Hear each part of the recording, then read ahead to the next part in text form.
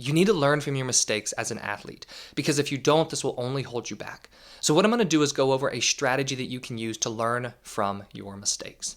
Now, when we're looking at learning from mistakes, there's two types of learning that we need to pay attention to: long-term learning and short-term learning.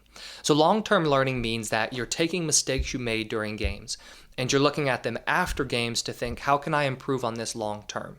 Short-term learning means that you are learning and adjusting mid-game.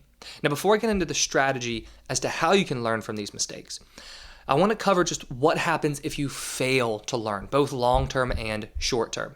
So long-term learning, if you fail to learn long-term, this is going to cause a drop in confidence, and it will also cause an increase in fear and anxiety. The reason that it drops your confidence is because if you don't learn from your mistakes, this means that you have a different way of viewing mistakes, because to learn from mistakes long-term, it takes a completely different perspective in terms of mistakes. Instead of seeing them as purely negative, you see them as something that you can use to learn. However, if you don't see them as something to learn or as something to use to improve, you see them as negative. And if you see mistakes as negative, this means that after games, it will cause you a lot of frustration. You might beat yourself up a lot over these mistakes. And if you are beating yourself up over your mistakes, this is where we will see your confidence and self-belief drop. In addition to that, when you beat yourself up over mistakes, it also just creates a very negative feeling. Because imagine, or think back to your most recent game where you berated yourself afterwards, you beat yourself up, you nitpicked every small little thing that you did. How did you feel after that game? Did you feel great and excited and motivated to go play again, or did you feel down on yourself? If you felt down on yourself, then that illustrates just exactly how beating yourself up over mistakes will then lead to a drop in confidence, but not only that, an increase in fear and anxiety moving forward. Because if you feel so negative after mistakes, and mistakes are seen as purely negative, then that means that mistakes are something to avoid. So going into games moving forward, you likely will fear mistakes. And you'll also be anxious about mistakes, because when you are afraid of making mistakes, this increases the worry and anxiety surrounding mistakes. Now, athletes who play with fear and anxiety end up playing timid and tense, and all in all, you just hold yourself back. So if you fail to learn long-term, and you fail to see mistakes as something you can use to learn and improve as a player, this will decrease your confidence long-term, and it will also increase fear and anxiety going into games. In addition to that, if you fail to learn short-term, so you fail to make these adjustments during games, we will see one mistake turn into 2, 3, or 4 mistakes. And we will also see an increase in frustration and loss of composure. Now, loss of composure and frustration after mistakes is one of the main reasons I work with a lot of different athletes in one-on-one mental coaching. Because if you're getting so upset over mistakes, if you are losing your composure, you're distracted, you are having a lot of negative thoughts, what we see happen is we see the chances of you playing well moving forward start to decrease, and we see the chances of you making mistakes start to increase, all because of the way you responded to a mistake. One mistake doesn't inevitably mean that you will make more mistakes, but if you respond negatively to that mistake, that leads to more mistakes.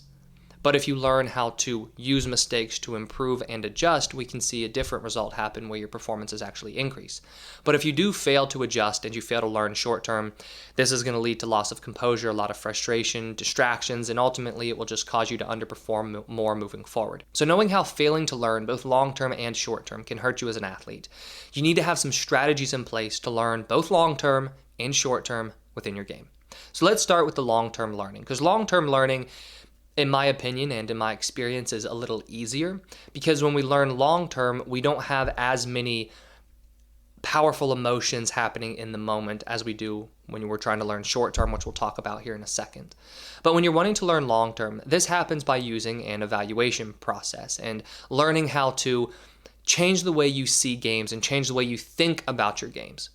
So I want to paint two pictures for you. The first one is this athlete who after games goes in the car and immediately, or in the bus, and immediately starts to nitpick his performance. He immediately starts to point out all the things that he did wrong. Now, if you want to learn, you have to look at the things that you did wrong. However, this athlete looks at the things that he did wrong and then starts to think, why did that happen? I can't believe I played so badly. That was terrible today. That was so embarrassing. I'm never going to be good. I keep working so hard, but I'm not making any progress.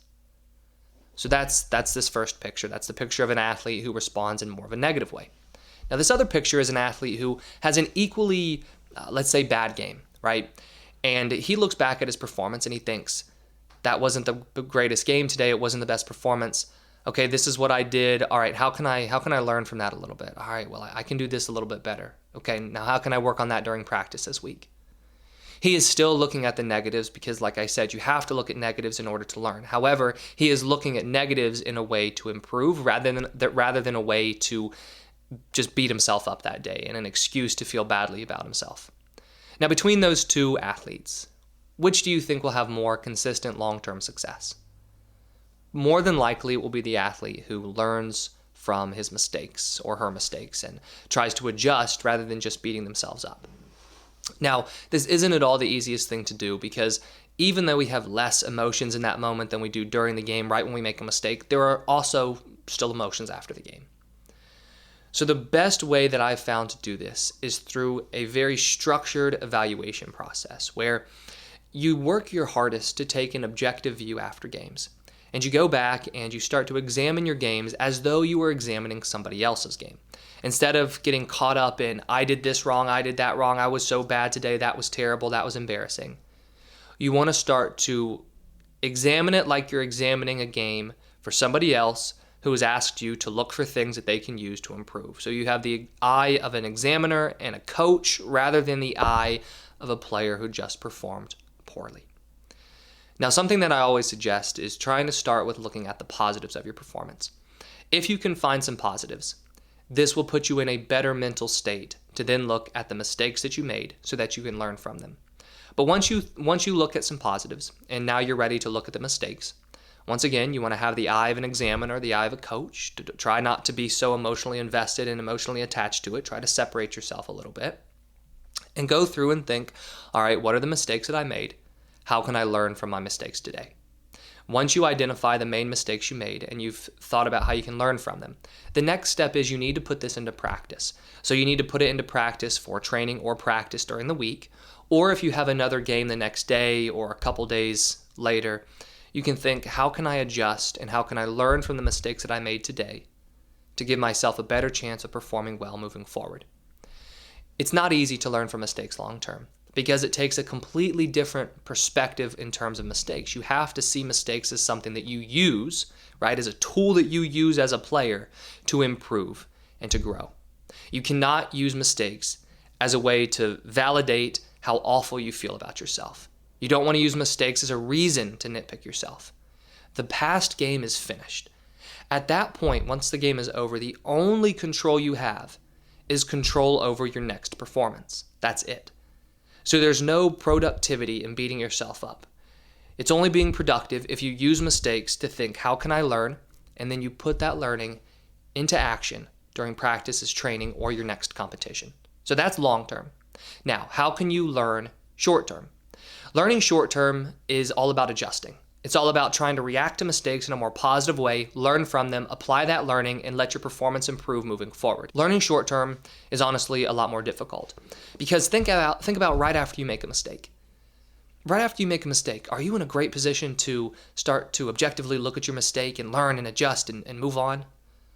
Or are you caught up in your emotions? Are you mad? Are you frustrated? Are you a little embarrassed? We know that you have a lot of frustrations at that moment. So when it comes to learning short term, we have to take a two-part approach to this. The first part is we need to work on letting go of the frustration. So starting to calm yourself down a little bit.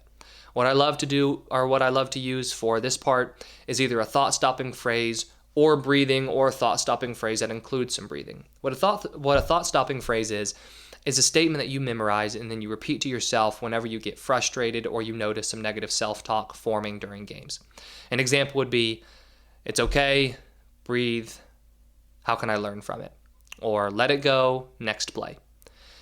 The breathing part is very important. I always do suggest adding the breathing into the thought-stopping phrase or just doing the breathing if you feel like that would help more. But the breathing starts to work on calming yourself down, really starting to settle your mind, setting those racing and frustrating thoughts. Once you've used a thought-stopping phrase, once you've done some breathing, you're starting to calm yourself down. And by the way, this also is happening very quickly, right? It's let it go, Take a deep breath, next play. It has to happen fast, especially if you play a game like soccer, or you're in the middle of a football game, or you are playing basketball, lacrosse, and the game is moving quickly.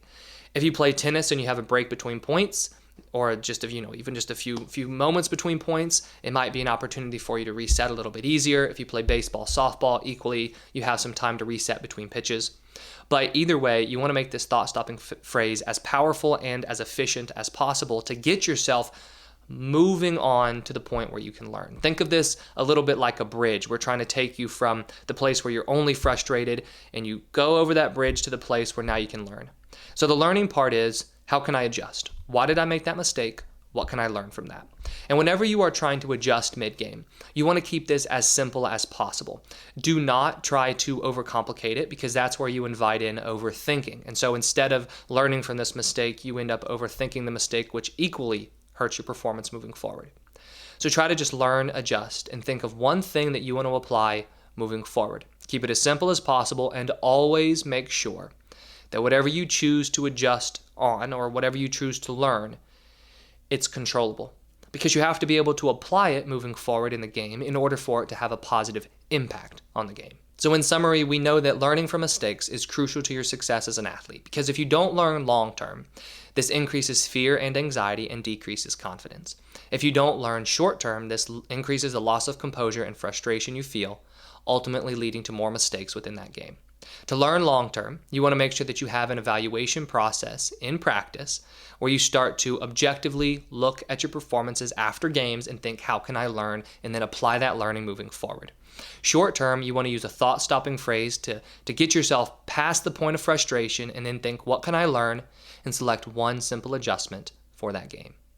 I hope you enjoyed this video, and if you did, please hit that like button and subscribe if you haven't already. I put out new videos each week on sports psychology and mental training. And if there's any sports psychology topic you would like me to cover, please let me know in the comments below.